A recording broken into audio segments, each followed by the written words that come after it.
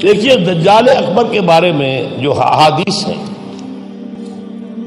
ایک بات تو یہ کہ وہ کانا ہوگا ایک آنکھ سے، اس کے ماتھے پر لکھا ہوا ہوگا کافارا، ہر مومن پڑھ لے گا چاہے پڑھا لکھا ہو یا نہ ہو، وہ خدائی کا دعویٰ کرے گا، اور اس کی قوتیں کتنی ہوں گی ذرا نوٹ کیجئے، لا تضع قریۃ الا حبطھا فی 40 لیلۃ، مسلم شریف کی روایت ہے، پوری دنیا میں ایک ایک بستی کے اندر وہ گھوم جائے گا صرف 40 دنوں میں۔ کیسی سواری اس کے پاس ہوگی، کیسی صورت والی سواری ہوگی، اب تو کچھ اندازہ ہے نا۔ آخر ہماری فضا میں ظاہر بات ہے ہمارے ہوائی جہاز 24 گھنٹے میں گزر سکتے ہیں مشرق سے مغرب تک۔ نمبر 2، اس کے 2 کانوں کے مابین 80 گز کا یا 80 ہاتھ کا فاصلہ ہوگا، اس کے گدھے کی ماں بین حافر ہمارے ہی حافر آخر مسیرت یومین و لیلۃ، اس کے گدھے کی ایک قدم اور دوسرے قدم کے درمیان ایک دن رات کے سفر کی مسافت ہوگی۔ اب ظاہر بات ہے اس کا گدھا کون ہے آج؟ ہوائی جہاز۔ ینادی بصوت لہ یسمع ما بین الخافقین، کنز العمال میں بھی ہے، مسند احمد بھی حدیث ہے، وہ آواز دے گا ایک ایسی آواز سے جس سے مشرق اور مغرب کے درمیان سب لوگ سنیں گے۔ ہو گیا کہ نہیں؟ بش کی تقریر سب سنیں گے نہیں؟ سخرت لہ انہار الارض واسفارھا یامر السماء فتمطر والارض فتنبت، اس کے لیے تمام دریا اور پوری زمین کو سخر کر دی جائے گی، وہ جب حکم دے گا آسمان کو بارش برسائے گا، مادر ذات انج اکمہا اس کو ٹھیک کرے گا، کوڑی کو ٹھیک کرے گا۔ یہ حضرت عیسیٰ والے موجزے ہیں، یحیی الموتیٰ، مردوں کو زندہ کرے۔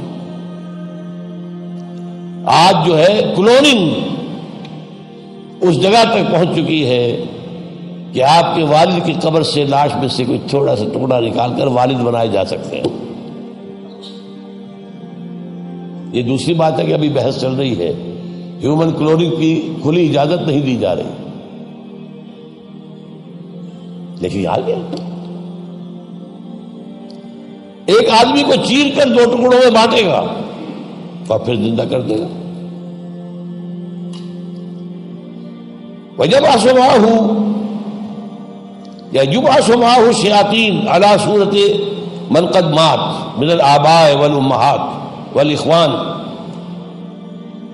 فَيَأْتِي أَحَدُهُمْ إِلَى أَبِيهِ وَأَخِيهِ فَيَقُولُ أَلَسْتُ فُلَانٌ أَلَسْتَ تَعْرِفُنِي، اس کے ساتھ شیاطین جن کا لشکر ہوں گے، اور ان کی صورتیں وہ بنا دے گا لوگوں کے مرے ہوئے ماں باپ اور بھائیوں کی سی، اور وہ آ کر کہیں گے دیکھو میں تمہارا باپ نہیں ہوں، پہچانتے نہیں مجھے، میں تمہارا بھائی نہیں ہوں، پہچانتے نہیں ہو مجھے، ارے میں تمہاری ماں نہیں ہوں، پہچانتے نہیں ہو، یہ خدا ہے، اس کو کرو سجدہ۔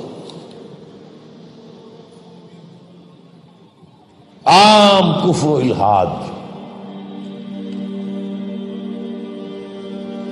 اور ایک بات جو سب سے اہم ہے جو آج شروع ہو چکی ہے اور میں تفصیل بیان کر چکا ہوں، کائرو کانفرنس اور بیجنگ کانفرنس اور بیجنگ +5 کانفرنس، اور وہ بھی یونائٹڈ نیشنز کے تحت، آخر من یخرج الیہ النساء، آخر میں جو اس کی پیروی کے لیے نکلے گی گھروں سے وہ عورتیں ہوں گی۔ حتیٰ ان الرجل لیرجع الی امہ وابنتہ واختہ وعمتہ فیوثقها، یہاں تک کہ ایک بندہ مومن جائے گا دوڑ کر اپنے گھروں میں اپنی ماں کو، بہن کو، بیٹی کو، بیوی کو باندھ کر جکڑ کر رکھنے کی کوشش کرے گا، اور وہ رسیاں توڑا کر اس دجال کے پیچھے بھاگے گا۔ وہ نقشہ ہے آج۔ ایک حکم پر یہ شیطان مشرف جو ہے ہمارے ہاں 30% سیٹیں سب عورتوں کے لیے مقرر کر دیں۔ بھائی امریکہ تک میں نہیں ہے، تو ان کی پیروی کر رہے ہو، وہاں بھی نہیں ہے یہ ہم ان سے بڑھ کر ان کے مقاصد کی تکمیل میں ان سے آگے جا رہے ہیں۔ اب دیکھتے دیکھتے ہماری بات کو دیکھ کر انڈیا کے اندر بھی آیا ہے کہ 30% سیٹیں سب کی جو ہے خاص کر دی جائے عورتوں کے لیے، وہاں وہ نہیں ہو پا رہا، جمہوری حکومت ہے، اختلافات ہو رہے ہیں، ابھی بحثیں چل رہی ہیں۔ اور یہاں کیا تھا، مشرف ایک حکم، اور کوئی نہیں بولا، کوئی مذہبی لیڈر نہیں بولا یہ کیا کر رہے ہو، کوئی سیاسی لیڈر نہیں بولا کیا کر رہے ہو یہ۔ ان کی گھٹی میں سیاست پڑ چکی ہے۔ خطرہ یہ تھا کہ ہم نے اگر ایسی کوئی بات کی تو یہ الیکشن پوسٹ پون کر دے گا، اور الیکشن بڑا ہوا ان کا ایک عام طریقہ۔ بہرحال یہ دجالیت جو ہے، دجال اکبر، یہ آنا ہے۔ یہ ہوگا کون، اس میں احادیث کے اندر اختلاف ہے۔ ایک واقعہ یہ بھی ملتا ہے کہ حضور ہی کے زمانے میں یہودیوں میں ایک بچہ پیدا ہوا، ابن سیاد۔ وہ بڑا غیر معمولی قسم کی صلاحیتیں اس میں تھی، وہ اپنی پیٹھ کے پیچھے سے بھی دیکھتا تھا، وہ سوتا تھا تو اس کا دل نہیں سوتا تھا، وہ پوری طریقے سے اس کے حواس جو ہیں وہ بیدار رہتے تھے۔ تو حضور نے اس کے کچھ حالات وغیرہ کا باقاعدہ مشاہدہ کیا، یہ سوچتے ہوئے کہ شاید یہی دجال بن جائے۔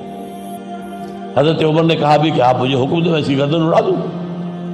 فرمایا نہیں، اگر تو یہ وہ ہے تو اسے قتل کریں گے عیسیٰ ابن مریم، تم قتل کرنے والے نہیں ہوں گے، اور اگر یہ وہ نہیں ہے تو خام کا ناحق خون کا جو ہے تمہارے اوپر الزام آتا ہے۔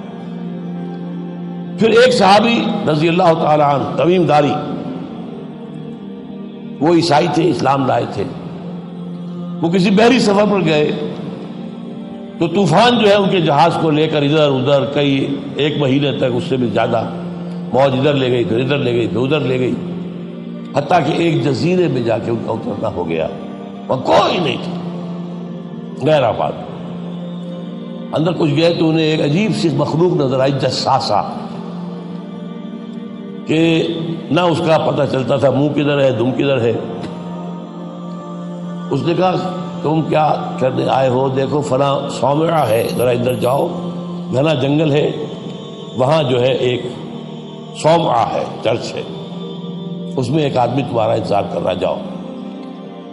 وہاں گئے تو دیکھا کہ ایک بہت قوی ہے، بہت لمبا چوڑا، رسیوں میں اور چینز کے اندر جکڑا ہوا انسان، انسانی شکل۔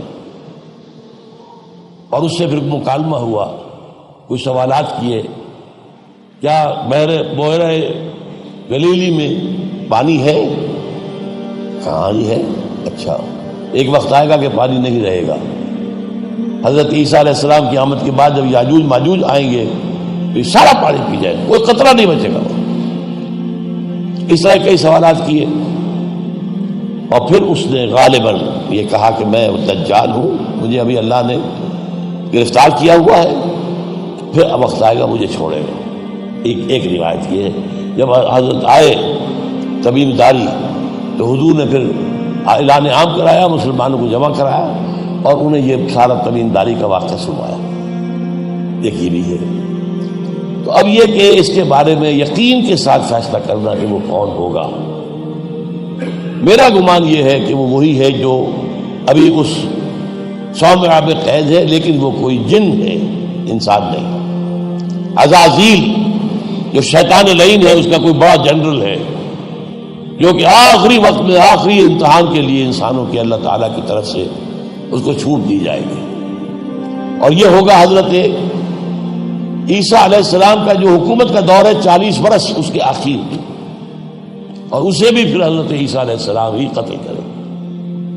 لیکن اس سے پہلے یہ ہے کہ اتنی بڑی ہوا چل چکی ہوگی کفر اور الحاد کی، اور جو ہے زوال آ چکا ہوگا، کہ پھر حضرت عیسیٰ کا انتقال ہونے کے بعد کچھ عرصے کے بعد اللہ تعالیٰ ایک خاص ہوا بھیجے گا کہ جن کے دل میں بھی ایمان ہے ان کی جانیں بڑی آسانی سے سہولت سے نکل جائے گی۔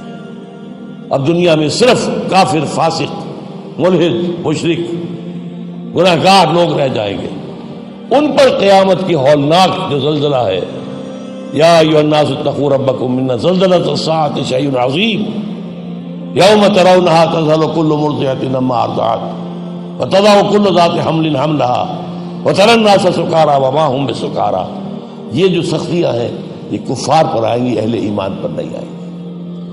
اب یہ ہے میرے اور آپ کے لیے انفرادی سطح پر تو فیصلہ کیجئے، ہم اپنے اندر سے دجال کو نکالیں۔